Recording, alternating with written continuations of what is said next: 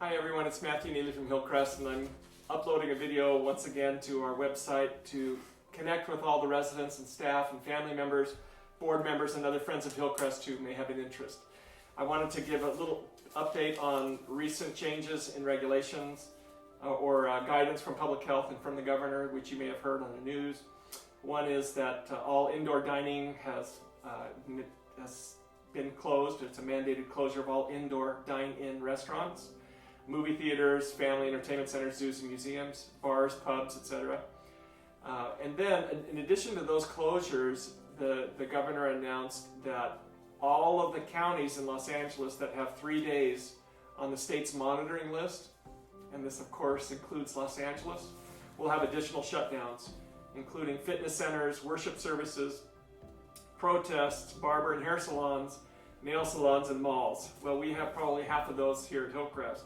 So we have closed our Birch Court Beauty Shop again. Woods is remaining closed.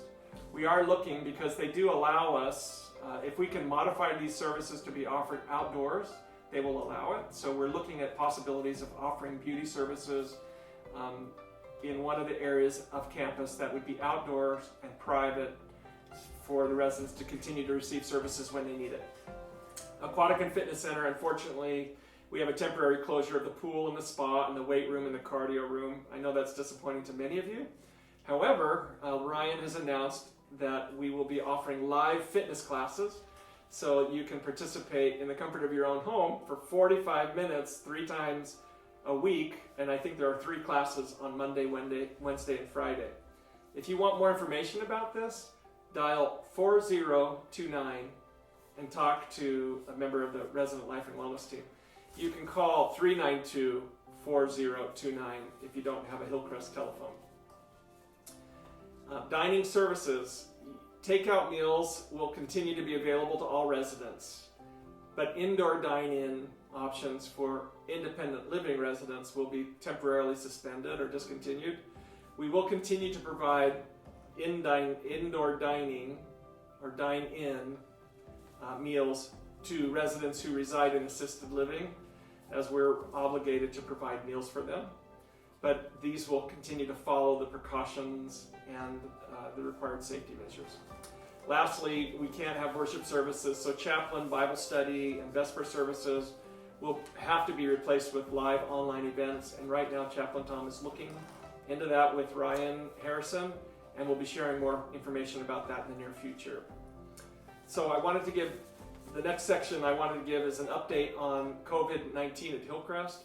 We did have one exposure in assisted living, and we did have one actual positive case in Woods. Both of those have resolved. It was a private duty caregiver who came into assisted living who tested positive. That individual has not returned to campus. The resident with whom they worked tested negative. The staff in the area also were tested. All of those tests came back negative. In Woods Health Services, we admitted a resident who came back from the hospital who was positive. This individual has completed the required 14-day isolation without symptoms, and so, according to public health, has been cleared. The residents in the same hallway were tested, and all of the staff who worked in that area were also tested. And fortunately, all came back negative. Lastly, I would like to share that we upgraded our private duty caregiver agency policies so that their caregivers from these agencies who come in, who are hired by the resident or the family members, they have a little higher standard. From the beginning of the pandemic, we required that each person coming into Hillcrest from a private duty agency had to check in, to have their temperature checked every day before they'd report, and also report on and be screened for symptoms.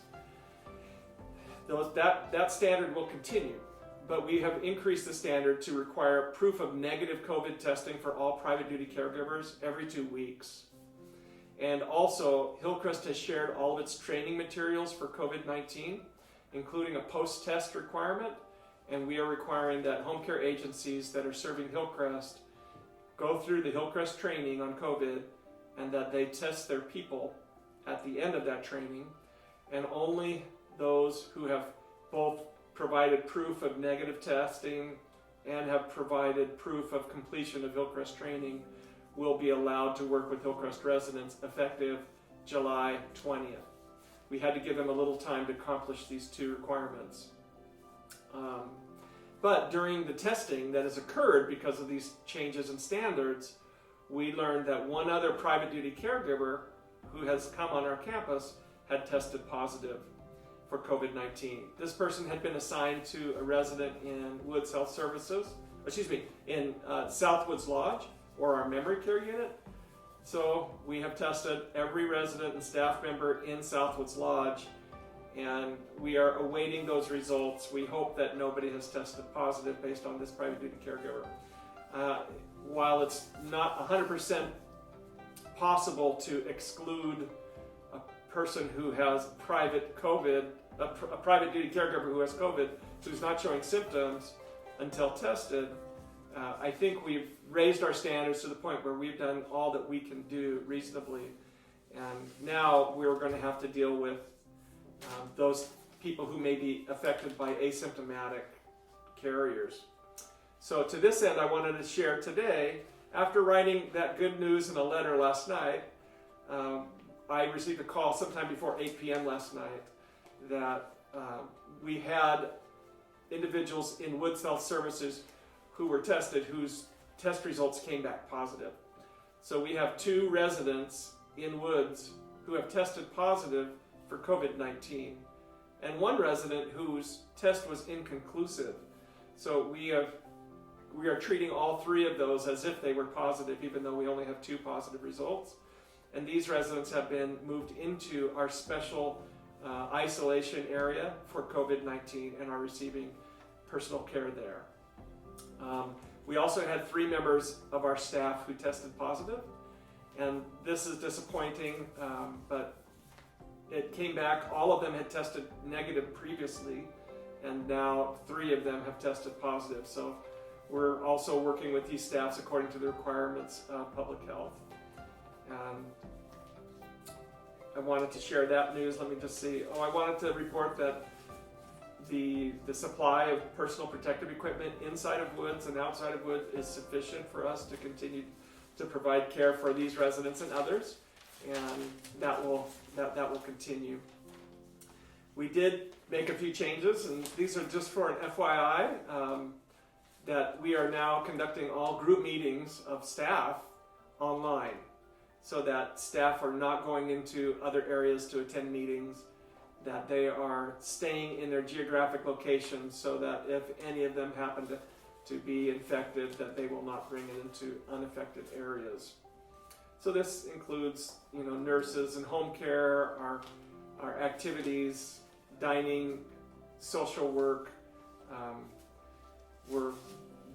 That pertains to all of those departments.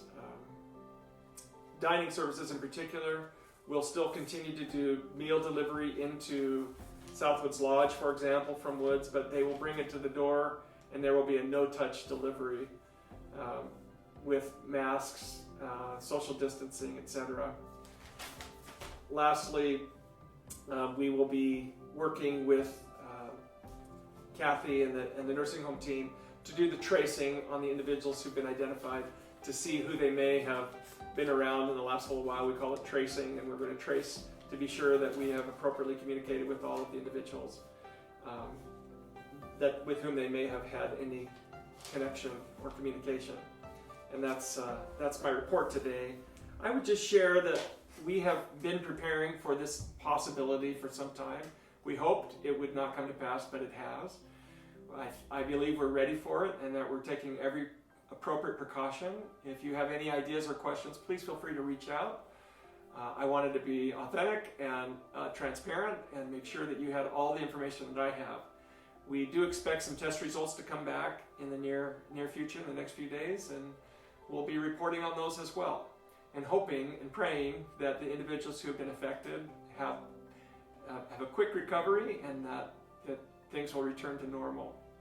I will say that the number of cases in Laverne has risen to 192, which is a pretty swift increase, and so the virus is coming into our area. We need to all be careful. I encourage you to continue to wear your masks every day, to stay socially distant, to enjoy your private and quiet time, but to not be so isolated that you're not connecting with others by phone or by technology. And I hope and pray that each one of you are well also, and that you're doing all in your power to stay safe. And thank you to your family members for understanding our precautions and for honoring them, and also your residents. And to my staff, I invite you to continually watch where you go after hours, that you protect yourself for the good of our people. And that's my report today, and I wish you the very best. Thank you.